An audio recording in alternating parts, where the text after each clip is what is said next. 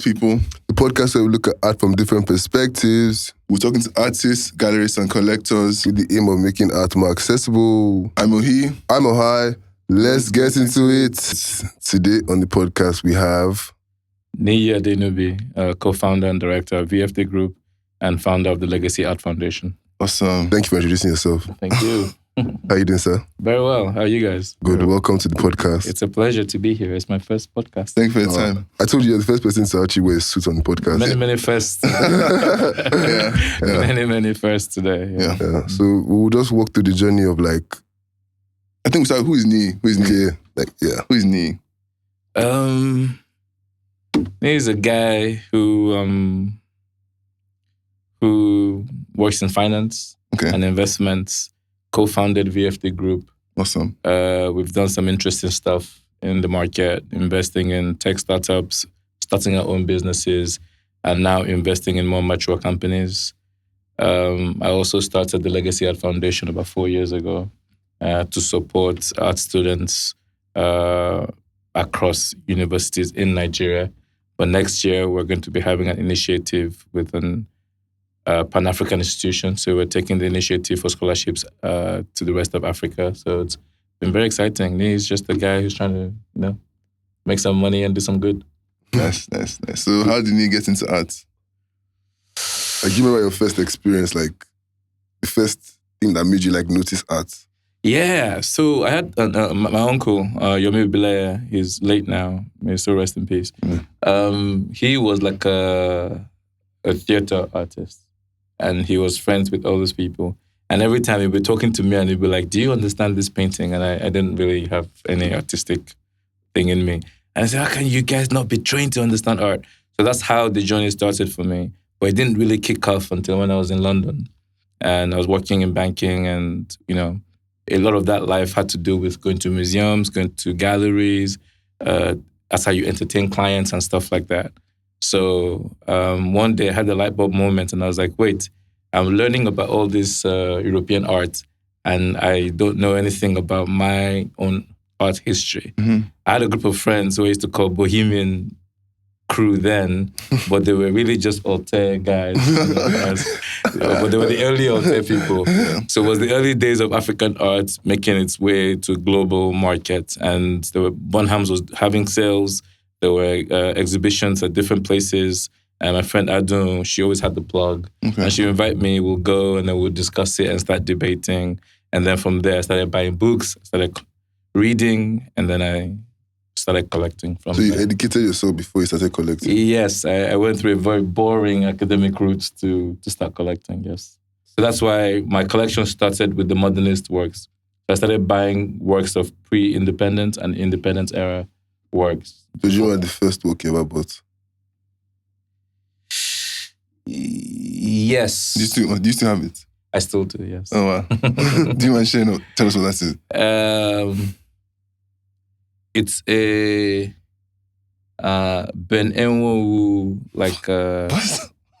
Yeah, I went straight to the top. Yeah. Straight to the top. I was like, wait, what? Yeah, because it was one of the best books I read was by Wiche, that seminal book on Enwo. Okay. And I was just so drawn to that book. So yeah, there was a watercolor piece that I bought. And That's so cool, man. yeah. How do you store your work? Because I imagine now you have like a large collection. I know this just jumps into another like space of art, but like I imagine over the years you've been collecting art. So like, where do you keep your pieces? How do you keep them? That's a great question because storage is a very, very, very, very important part of collecting. Yeah. And I think that in Nigeria, we haven't really cracked the storage thing. So we have a company that is a subsidiary of VFD Group called Art Split 202 Okay. that has a storage facility Where's that? in Ikoyi. Okay. Yeah, but we're about to expand. So I think we're going to get a space maybe in Lekki and expand. But it has everything. It has the right temperature. It's regulated and stuff like that. So I have some works there. I have a house in Lekki where I've converted the fourth room to like a storage where it's also regulated. I have over 200 pieces now, so storage is... How do you track them then? No, I think that's a very important question. I think art storage is a very, very important element of collecting. And in Nigeria, I think that we're still short like good storages. But VFT Group has a subsidiary called Split 202 that actually has a storage facility. And it's regulated, it's temperature regulated, all those things. I keep some works there. But I also have a house in Lekki where I converted the 4th room or the last room to like a storage space. Yeah, I wanted to stay on like your personal collecting. So like having 200 works is cool, but like, do you remember all the works and do you like feel the need to like move stuff around just to like... How do you track them? Right, well, let me answer the tracking question first. So tracking is a big deal. Documenting is a big deal. I've moved from using Excel That's where I am right now. to some apps in the market. I was using an app called Simplify Art, but they just went belly up. And all my data is gone with them. So we're having to, So there's some things that we bought in the last 6 months that they have no record because they were not backed up. But yes, there's different applications in the market. We also have Art Splits the app, which allows you also be able to document your work and save it on there. Yeah. But I forget the question that you asked. So what I asked about was like, that, you know, having 200 works is cool, but like, do you feel the need to move stuff around just to... So people ask me that all the time. So I have a few different spaces and I'm constantly moving things. I'm constantly like changing the arrangements. I get bored of the same space all the time. So I always tend to move things around. And do I remember everything? Yes. But also from time to time I go through my catalog just to refresh. Wow, this is here. This is here somewhere. Wow. I want it. They should bring it here or bring it to my office or something like that. Yeah. That's interesting. I find that a lot of collectors or older collectors are in that space where they've kind of amassed a large collection and they can afford to move things around and they have stuff in storage and they have stuff in the Excel. But like for a young person today, I mean, you said you started off with reading, right? Yeah. Would you advise that that's the route to go? Because for me, I mean, the way I got into art was completely different. I would say it was a mistake, but like it fell into my lap and I just ran with this. Right. But the average person is probably watching this podcast and they're like, I want to be like Niyi when I grow up. What is your advice to them? No, I think different people have different ways of getting into things. I'm a history buff before I'm an art buff. So for me, history is important to me, and history of our culture, our country, how we came about, all those things are important to me. And it's been documented in writing. But some people also did the work of documented it artistically. So that's for me was my angle. But some people have an innate ability to see beautiful work and just know that it's great. I have to work on that. I need perspective. I need to know what it means. I need to know the artist. I need to know the artist orientation and stuff like that. So those are things that you look at when you're buying a work, not necessarily about the reds and the blues, how they make you feel. Feeling is important to me, so I like colors. You want to enjoy it? Yeah. I like feelings, so I do a lot of abstracts just because there's some colors that are so beautiful, and I want to live with those kind of beautiful objects, yes. But importantly also is the artist, their message, their orientation, that kind of stuff. So when you see a piece, do you see colors, beautiful colors, or do you see numbers? You're also like a finance guy, so I imagine that there's a world where, I hope you admit, but like there's some science. There's like science to buying art, right? Is it science? Or math? It's not maths, yeah. I don't know. I don't want to be corny and lie and say that like the maths doesn't matter. Because if you're buying really expensive work, then it's important that it keeps value. Yeah. You don't want to be... It's not decoration. It is decoration.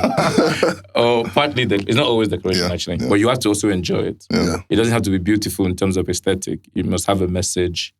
But I think if you're going to be paying top money for anything in this life, make sure that over time it has value. Holds on. But I don't think you should buy art because you're making an investment. But I think if you do it right, it will be one of the most rewarding things that you do in life, not just in terms of how it makes you feel and stuff like that, but also in terms of the value that it keeps for you. Of course. Yeah.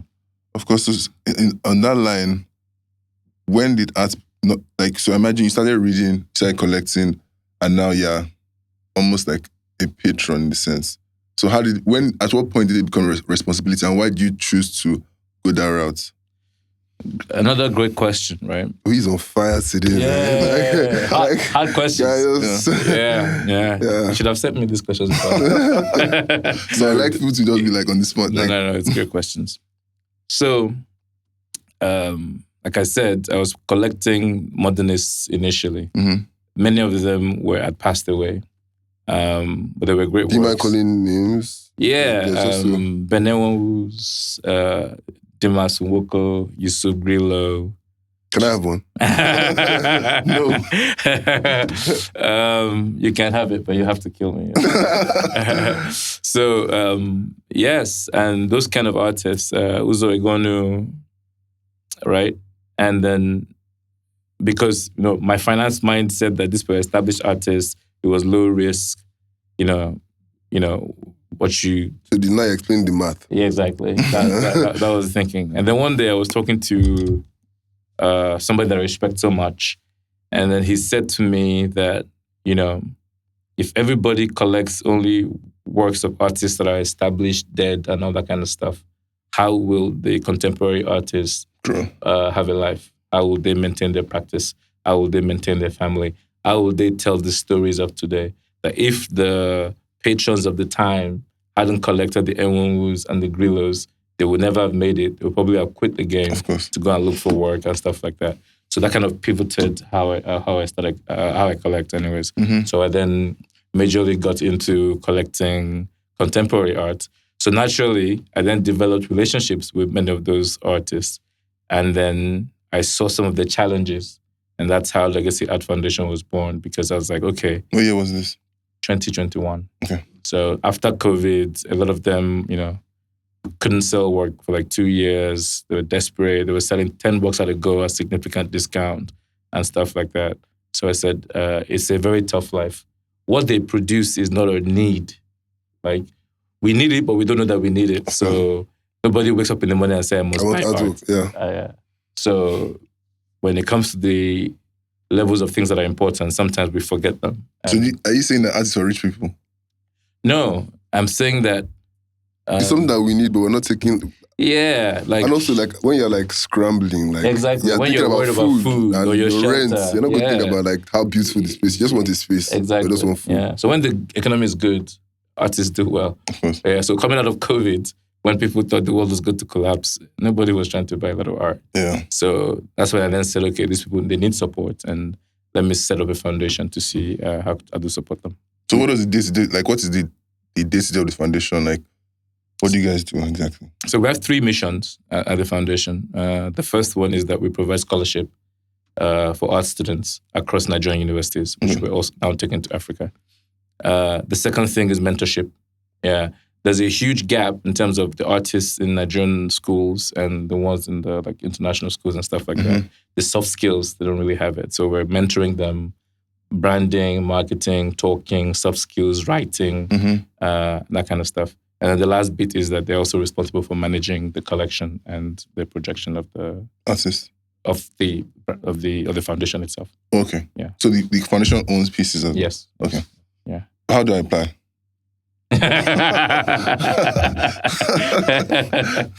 No, but you're already a part of our foundation. I'm kidding. Because you're putting us on the platform, and and I have a question for you guys. Why are you doing this? Are you artists? Are you? What's your? I'm a criminal. Yeah. I told you. I'm suspicious of you. Yeah. No, we're bankers, but we like the arts. I work at Bank of Industry. He works at Stanbic. That's at 95. I didn't know that. Yeah, now you know. Yeah. That's cool. Yeah. So we can relate. Of course. Yeah, for sure. For sure. Okay. You talked about relationships. So how important do you think it is for You like... didn't answer the question. What question? Why do we do this? Oh, my bad. So we started the podcast because we feel like as young people in the art space, we've realized that a lot of people are kind of scared of the arts. They think it's only for like people that are rich or whatever, right? So we wanted to like bring conversations to them for them to understand that anyone can get into the art space. Like art is open to everybody. You might not necessarily have the funds to collect all the art right now. Like, look at what you're saying. You didn't start buying art. You were initially just educating yourself, and then you now found out that, okay, I'm sure you now had the money to buy the art. But then at some point, you were just educating yourself, right? So we're just trying to like let people know that they can educate themselves and eventually... It's about knowing who we are, Mhm. our own culture, being able to tell our own story, and all those things are way more important than actually owning it. Of course. Yeah, for sure. For sure. Yeah. And this actually brings me to my next question. So, like, outside the money, because we don't talk about art, we talk about money a lot. But I feel like there's so much about relationship in art. So, over the years in collecting, like, can you talk about like the relationships you've built and like how connecting with the artists outside money, like, what is that relationship like? Great question. I hope. So,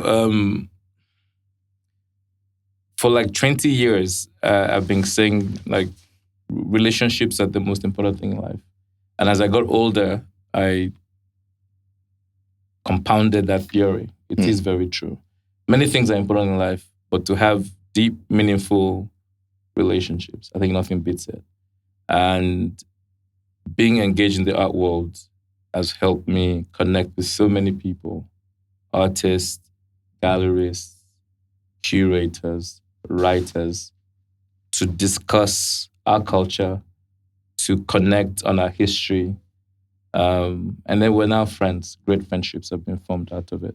So I think that is a very important element of it for me. And I have a community outside of like my friends or my work friends that is now in this cultural center of Nigeria that we discuss. And in fact, we're able to shape the discourse around our culture based on these relationships. I think it's a really wonderful. I like what you're saying because for me, I mean, I always go back to this, but I feel like everyone focuses on the money, like, and they get scared of like art because of that. But then when you actually get into the art space, you now realize that like it's actually something that brings us together. And then earlier you had mentioned how art also tells a story about culture. So like, how do you see art telling a story about culture in present times? Yeah, I think that's the work of an artist. Their job is to tell the story of the times that they're living. Many of these artists today are my friends. Nengi, for example, who I respect immensely. And I think she's very delightful. She's brilliant, but she's also so amiable and I love to talk to her. Part of what she touches on in her practice is mental health issues. It's a very big issue today in the world that we live in. Many of us are dealing with some kinds of high-level stress or the other. And in her paintings, I see a lot of what she's saying in terms of this crisis that we have today. And I can imagine looking back at it 30 years from now and just looking at this era where we're all growing up, we're all just trying to be brave, but it was actually tough and hectic. And there were just little things here and there that just held us on. Some of it was the art and the culture and the music and the comedy and the skits and a podcast like this. Of course, Yeah. of course. Looking at, I'm just writing off this question, right? I imagine there's a world where, say looking back 30 years from now, right? And also earlier on you mentioned shaping the conversation. These things require funds, right? And you spoke about your role as a co-founder of VFD. What would you say your organization is doing to shape the arts? If you don't mind me asking. Good question. We're trying, to be honest with you. And there are many organizations that are trying as well. I think historically we've had the big banks support like ArtX and stuff like that. We have a corporate collection. We support contemporary. How can we view the corporate collection? You can come to the office. I would love to invite you. I'm coming for sure. Please. I'm coming. Yeah. We're supporting contemporary artists. Okay. We even set up art splits, which is to give ownership of art to make like fractional. to democratize ownership of high value art, so very important art. Can you touch on that? So like how can a young person in the bank today, let's say, starting off their career and has some disposable income, they want to get into art? Yeah, that platform, you download it on your phone. Okay. And then there's a whole lot of art that is listed there, and they're all broken down into a fraction of So 100,000. it's like the NGX essentially. Exactly. Exactly. It's too smart. You guys are cool. Yeah. So it's exactly that. It's like a marketplace for high value established art. And yeah, you can buy and invest and wait for the value to go up, or you can hold forever and stuff like that. Yeah. Cool. So the idea is to give access to, I think a Grillo today probably costs $400,000, $500,000, something like that. Yeah, it's out of reach for many. And you have one. You expose yourself.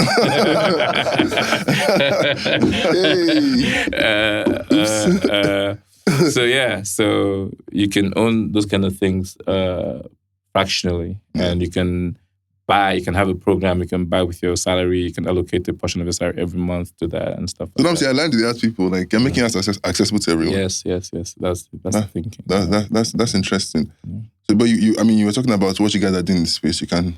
Yeah. So we support. We have the Art Split 202 that also has a gallery. So we do. Where is that located? In on Bank Road in Ikoyi as well. So I just walk in and just. Yeah. Well, it's a private gallery, but you can. What does that mean? Invite only. Like on request type thing, yeah. Okay. But we're trying to shift from that. It's just only because it's in the private residence. So, yeah. So we're gonna move. I think next year. So we do support up and coming graduates and young artists that are trying to establish their careers and stuff like that. Yeah. And then we do. There's so many things that are happening today. There's Gas Foundation, which is a very important foundation for the arts in India. Yinka Shonibari founded it. I was very lucky and privileged to be asked to be a trustee. And I'm very passionate about what we do. It's a residency program that brings local artists and international artists together to incubate their ideas, share ideas. There's a beautiful picnic library in there. It's really, really brilliant. And I'm just really glad that so many different people are doing very exciting things that I'm supporting personally, and then VFD is also supporting as a corporate. Awesome. So now I want to get back to your personal collecting. So you mentioned how you collected like pre-independent artists. So in this social media era, how are you discovering newer artists? Are you finding artists on Instagram? Like, is that a thing? It is, because I get a lot of DMs. Yeah, I get a lot of DMs from like young artists, and because I respect the bravery, so typically I would engage them. I don't always buy. Sometimes I recommend. Sometimes I buy. Sometimes I just support. But it's a very different world today in terms of how flat you can access art is. But I still like to go a little bit traditional. I like to work with the galleries. Gallery, I'm going to say, yeah. Yeah. So you think going to the gallery is a safer? Is this a safer option, or why do you think you need to have the gallery? I don't think it's a safer option per se. Like I was saying earlier, the people who can see. I have a friend. If she sees the work, she doesn't need to know who created the work. She doesn't need any kind of information on the work. She just says, "This is brilliant." And then in 5 years, it's something. Yeah. We had a thing about Ndidi Emefiele, like almost 10 years ago. She was selling for like, I can't remember, like $1,000. I think it was like 250K Naira or something.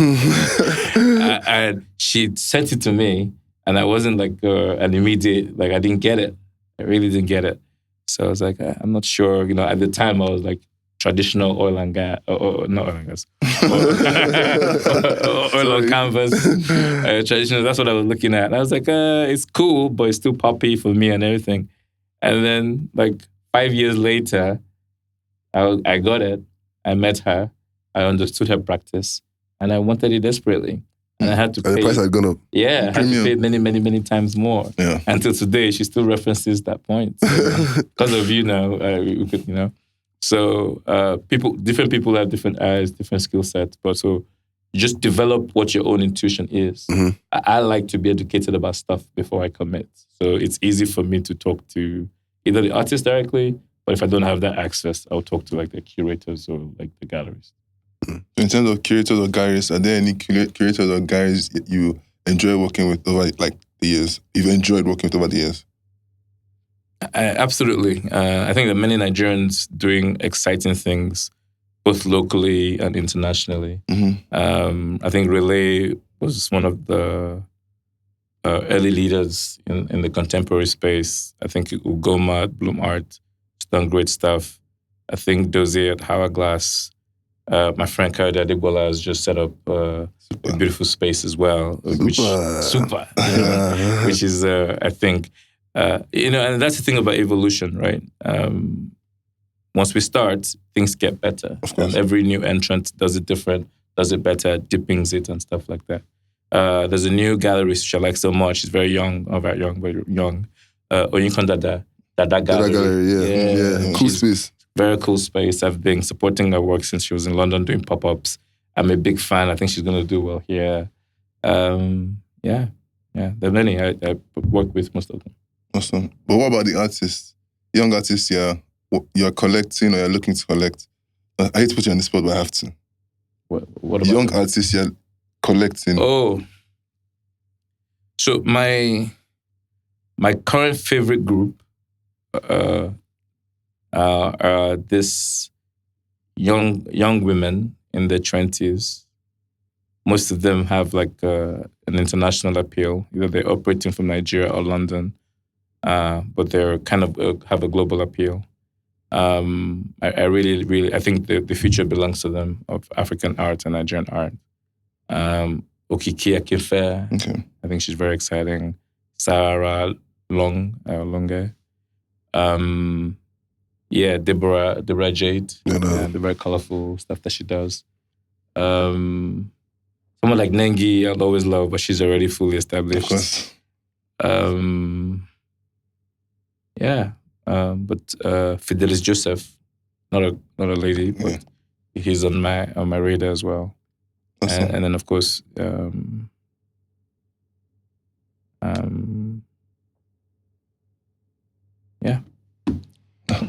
We'll put a pin there. I mean, that's fine. I mean, these are also artists who are not. I mean, I don't think I own any work from that bunch, but the artists we follow as well. I think they're quite good. They're quite good. Really cool. What advice would you give to us? Bumi Augusto is the last person. Bumi is cool. Bumi is really Bumi is really cool. Yeah, she's Bumi is cool. really cool. Yeah. So what advice would you give to us in the art space? And what do you think? Do you think there's a need for a platform like this in the art space today? First, let me say, when I started the foundation, the objective was, how do we get more people into our cultural space? Mm-hmm. This is the food, the music, the skits. All of those things are easier to attract people to come into. Our food is every day. People like it. The movies, the music has been there.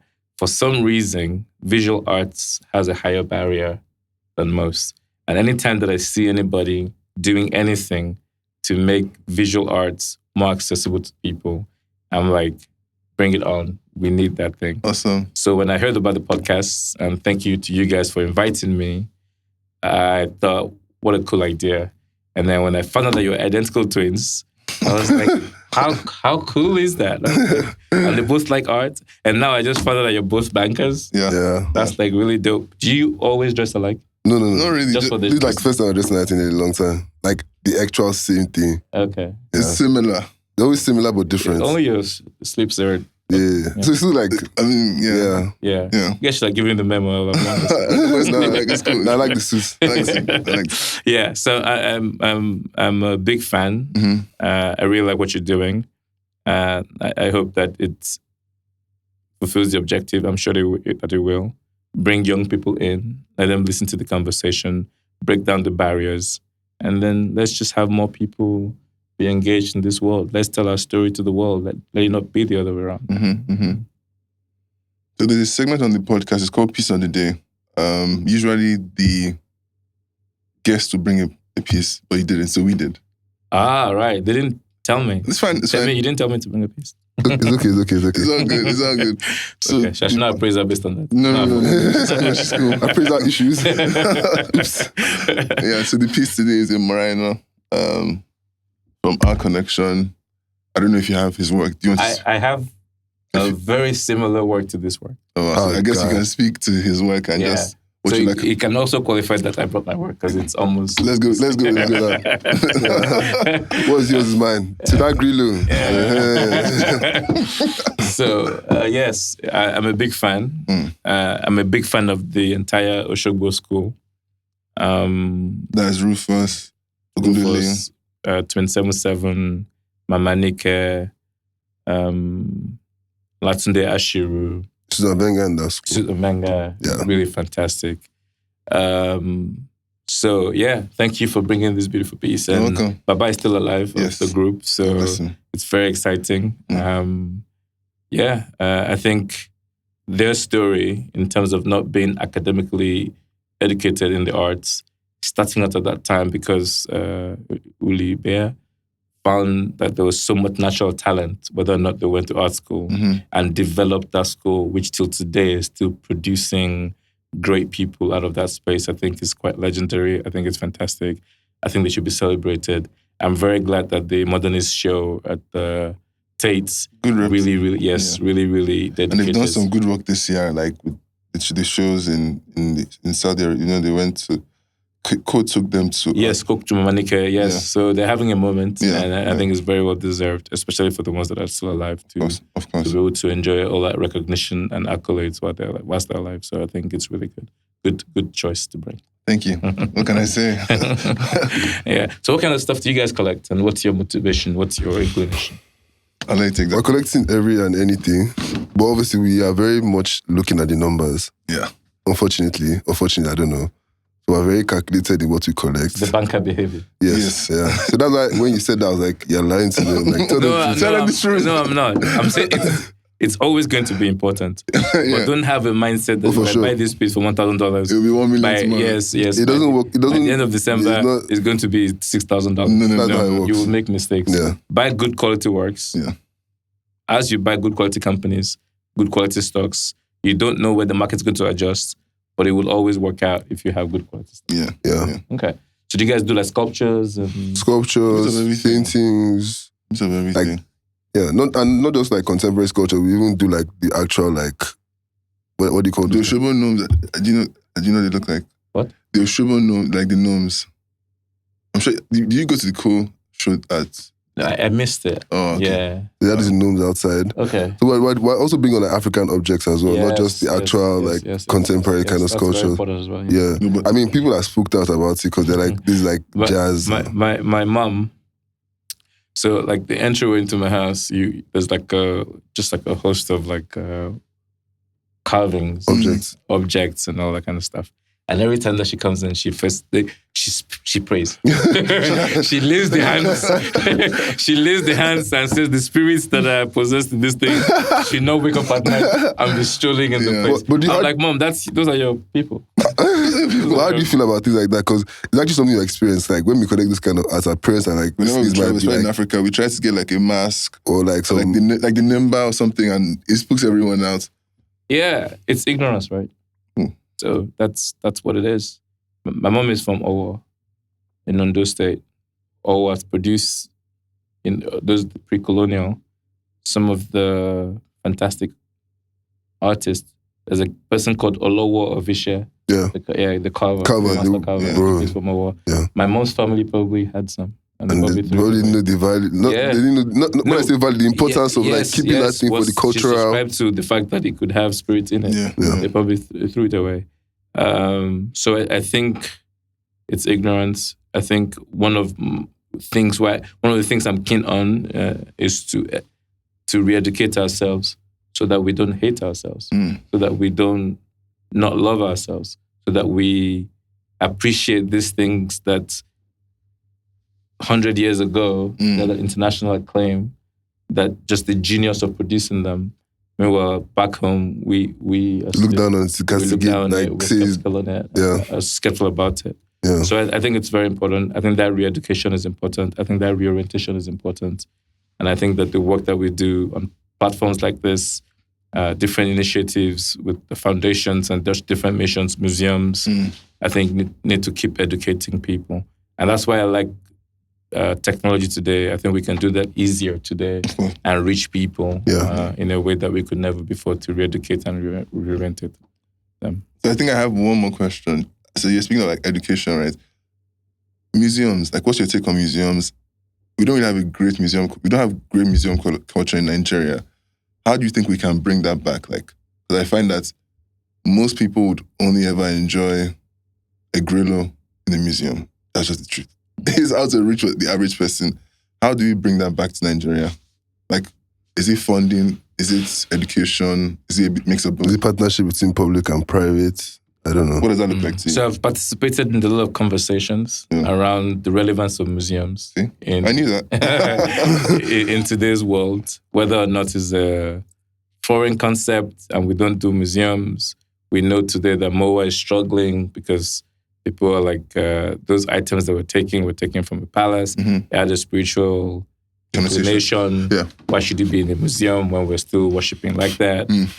I think that maybe because of my history buff leanings, we have to document our history. And I've not seen a structure that does that better today anywhere in the world than a museum structure. Of course. So I think it's important. I think Nigeria needs a top-class, top-rated museum. I agree.